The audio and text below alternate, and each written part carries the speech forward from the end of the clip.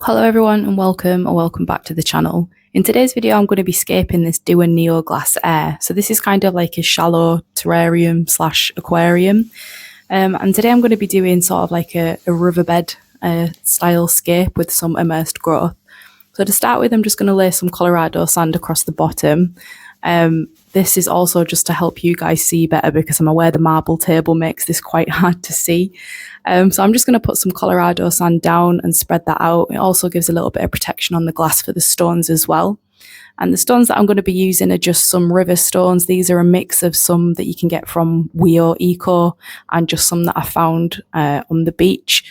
So I'm just basically going to lay them about halfway in the scape, or the tank, sorry. It's not very big, so you kind of have to work very small with this and sort of get the scales right. So it was just a case of laying some stones on top of each other, not very difficult, but just trying to get it so it looks like it's fallen naturally.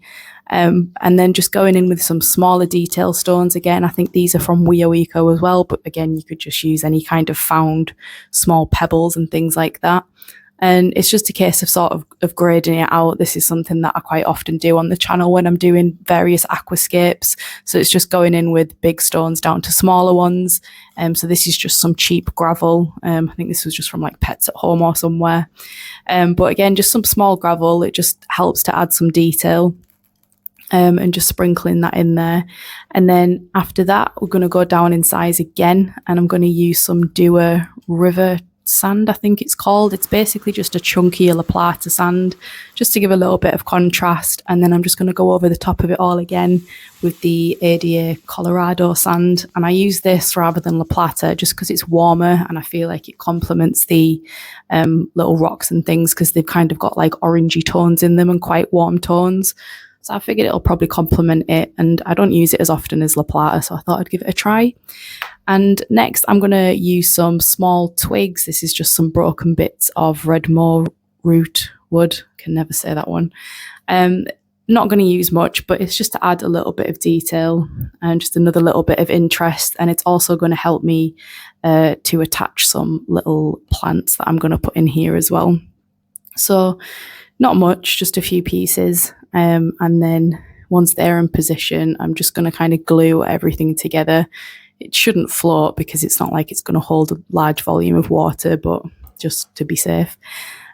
So yeah, just going to add a few dabs and then just cover the glue with some sand or some soil. It just kind of hides that nasty sort of white residue that you get when the glue sets and hardens. And then in the back, I'm just going to go in with some tropic soil. This has been used in an aquarium already. This has just been sat outside in a bucket for ages. And then I'm going to use some dwarf hairgrass, or Eleocharis parvula, I think it's called. This has been growing in a bowl that was sat in my window, and it had kind of grown immersed. So I'm hoping that it should adapt to this layout quite easily because it's already been like grown out of water. And then I'm going to go in with some Liliopsis brasiliensis just at the back. Again, it's just kind of a case of grading backwards this time, going from small to big, and just kind of grading up in the grasses. I was debating using some grass that I had growing in a mini pond, but when I looked at it, it's just a little bit too tall and I think it might throw the scale out. So I might add to this later down the line. I'll see. This is if it all works. But for now, I'm just going to stick with these two grasses, or I think the Liliopsis is actually a mini fern, but I might be wrong.